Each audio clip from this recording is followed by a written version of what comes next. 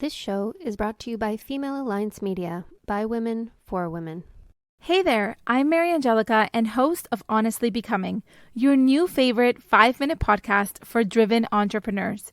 Be ready for mic drops and breakthroughs that will help you embody your most authentic, successful, and honest self.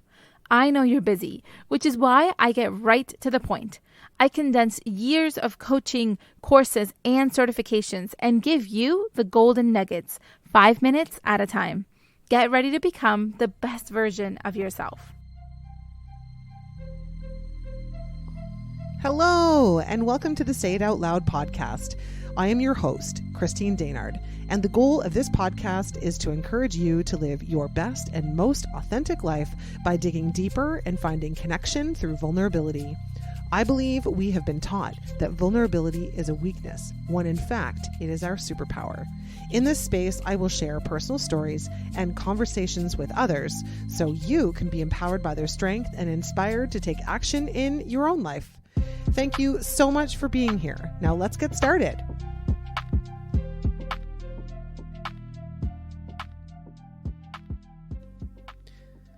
All you need is love. Bow, bow, ba-da-da. All you need is love. Bow, bow, ba-da-da. All you need is love. Love. Love is all you need. So you might be wondering, Christine, why are you singing me a song about love? We haven't sang to us before. What's happening here? Well, I figure it's a great intro to a little story that I'm going to share with you today. That's actually a memory and a belief that I decided about myself when I was really young based on one person's opinion. And so we're going to come back to it. But before we get to my little story of the day in this solo episode with just me, Christine D, I'm here to just share a little story. But before I share my little story, I want to tell you a little bit about this exciting thing that's happened this week. So I don't know if you've been paying attention or listening, but I recently, on Monday of this week, I started and launched The Joy Project, which is a community designed for women who want to get more out of their life, who want to believe in themselves more, who want to do more what's on their heart, want to bring more joy into their life, want to maybe use their voice more or feel more themselves and come home to themselves more and be surrounded by other women who want the same thing, who want to have real conversations and, instead of sitting on the surface, go a little bit deeper and make truer and more meaningful connections. And I launched this community on Monday and it's been going amazing. And it is a limited time opportunity to join the community. The doors are open until Friday, June 30th, 2023. So if you're listening to this episode much later than that date, obviously it may be closed, but it doesn't mean forever. So on occasion, the doors will be opening. But here's the thing. If you join the community now in this first launch of the community in this week, and this sounds like something interesting to you, you'll get in on the introductory rate that will not be available past this week. So if you want to be a part of like the roots of this new community that has just launched and in fact is already booming in there, and there's some incredible women that have joined. And when I say incredible, I mean women that are from different walks of life, have had different kinds of experiences, that are different ages, and are all bringing in their experiences into this space to be able to connect. And they're all finding commonalities, which is the coolest part. Because what happens in the world, we think, oh, I can't go join that because I'm not enough, or I don't fit in, or, they're all this and I'm not that, or whatever. Listen, we have more commonalities than we know. And when we have a heart pull and we are drawn to something, there's something in it for us. So if sounds like something you might be interested in and you're drawn to this whole concept or idea, I encourage you to go and check out itsmechristined.ca/community and check it out. Doors are open until Friday at this introductory rate, and I hope you'll jump in. If not, at least while you're there, subscribe and you'll be notified the next time that the community opens up to other women to join us in the space of awesome and learning how to live a life with more joy. I just can't wait to see you there. So now let's carry on with the story of the day, the episode that I'm introducing you to today, which is a little about how I was singing earlier. Now, what's interesting is that I haven't really been somebody who has shared my voice in the way of singing, unless maybe I'd had a few drinks first. I might have felt a little bit comfortable sharing my voice, but I never really sang or would sing in front of other people. So whether it was, singing happy birthday to somebody, singing along to the music on the radio, or the music on the radio in the car, or, whatever the case may be, if I was in the company of others, I would really shrink my voice down so that almost nobody could hear me. And I would make it really small because I was embarrassed by my voice. Now, you listen to the beginning, and although I'm clearly not a trained singer and I'm not amazing, I am not totally terrible either. So I had this idea that I couldn't sing. And so for many years, I wouldn't really do karaoke. I wouldn't, like I said, I wouldn't use my voice in those kinds of ways when there were people around. And so it's kind of funny because in my very first episode of this podcast, I talk about how when I was a kid, like 5, 6, somewhere in there, I started making microphones out of toilet paper rolls. And I would pretend and I would sing in front of groups, and I would, put on comedy shows, and I would, put on all kinds of performances, mostly to my teddy bears and my Cabbage Patch Kids. But that was me enacting out this idea, or this dream that I had. That was play for me back then. And it's interesting how now it's come back, where now I can't get enough of a microphone, and I love to talk into microphones, and I love to use my voice. And I have started singing again in these last few years. And I really attribute it to just be getting more comfortable with myself. As much as I've been an extrovert most of my life, I haven't really had a ton of confidence and really didn't believe in myself. And truly at the end of the day, I really didn't have a lot of self-love, because I don't think it's something that we're really taught, certainly not as women, to like love yourself and ask for what you want and, decide that you're worth more. That's not what I was taught. That's not what society showed me was my place. So I think that just sort of came at the territory. This self-love thing was a foreign concept. And it wasn't until I started to really develop personally where I started to realize that the missing link in everything was directly attached to me. I was the missing link, because I was accepting all of these ideas, thoughts, beliefs, and behaviors from people around me, and believing that I could somehow have some sort of impact on changing it. And the truth is that I can't. The only person I can control is me. The only change that I can make happen is the change I make for me, right? So I can impact others. I can inspire others, but I can't change others. I can only change me. And so when I started to realize that it was all about loving myself and accepting myself for who I was, I've made leaps and bounds in being able to move myself forward emotionally and on this personal journey that I'm on to become more of myself, lean into my authenticity, use my voice, have more confidence, believe in myself. And as a result, I'm wanting to take other women along on the journey with me because I know how hard it is.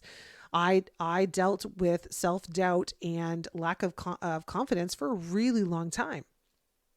And so if you asked me, I couldn't really nail it down to just one thing. I think it's just a collective of things, right? We go through our life and the things that we're taught are the things that we believe.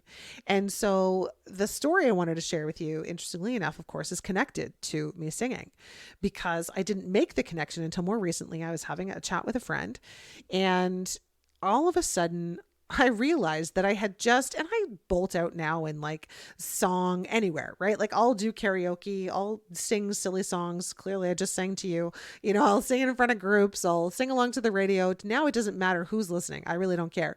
I mean, I may not be amazing, but I'm going to sing because it's in me to sing. It's like an energy thing. It feels good to sing, and music is great, right? It's great for us. So now I sing along, but I hadn't for so many years, and I would hide and cower, and I wouldn't use my voice when there were other people around.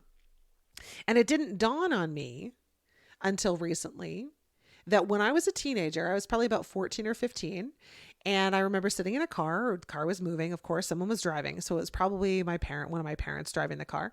And my sister was in the car with me and one of her friends. And as we were driving, of course, the radio was playing, and I was singing along with the radio because that's what you do, right? And so I was just minding my own business, singing along to the radio. And I remember this friend of my sister's turned to me and said, "Christine, you shouldn't sing. You have a terrible voice." First of all, who says that to anybody? But the reality is people say things like this all the time, right? And so here I was, a really insecure 14 or 15-year-old who was singing in the car to the radio, doing nothing but minding my own business. And someone felt the need to tell me how bad of a singer I was. So you want to bet I believed that I was a terrible singer. And that comment, that moment changed how I moved forward, and I would never sing out loud. I quieted my voice all the time because I thought that I couldn't sing. Now, again, we've already discussed it. I'm not a professional singer, but it's not totally terrible. And we started talking about the idea that, when things happen, when we have people say things to us, they stick to us. Words are harmful. And what we aren't taught, I think, well, I certainly wasn't taught, that when people say things to you, it often has very little to do with you. It often has more to do with the person who said it to you. So they're likely in a place of pain. They're going through something that's really hard, or someone else has told them that they're not good at that thing. And so they feel like they need to tell you that you're not good at it either. Because that's what we do. We tell people what they suck at. We tell people what they're terrible at. We focus on the bad. We focus on what's not good. How crazy is that? So from the time that I was 14 or 15, I held on to those words like like I owned them. They stuck to me almost my entire life. And, it wasn't until I really started to dig up myself and really started to move along this personal journey and lean into more love for myself that I started to use my voice. Not only, of course, in sharing my words through a podcast and my ideas and my stories and my really vulnerable thoughts and experiences, as well as those of others. But I started using my voice in a lot of different ways. Now I sing in the car. I don't care who's around. I'll sing. I'll bolt it out. I'll sing it loud. I'll make up songs if I'm in people's company. Like I sing silly songs. I bring joy and little silliness to things just by using my voice, whether that's through word or through, singing or creating a silly song. And the previous me, the older version of me, wouldn't have done that because the self-conscious side of me, this belief that I had in my head that I was a terrible singer, that more people were going to make fun of me if I continued to sing. So I just didn't do it. And now that I'm at this different place in my life and I, have finally started to understand what it means to love myself, and I'm helping other women realize it for themselves too and what's possible for them.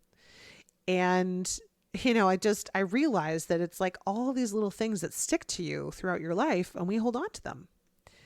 So I wanted to share this story with you because, I guarantee you have things that people have told you and that you have added those to your belief system. You've decided that that's who you are. That's something you believe about you.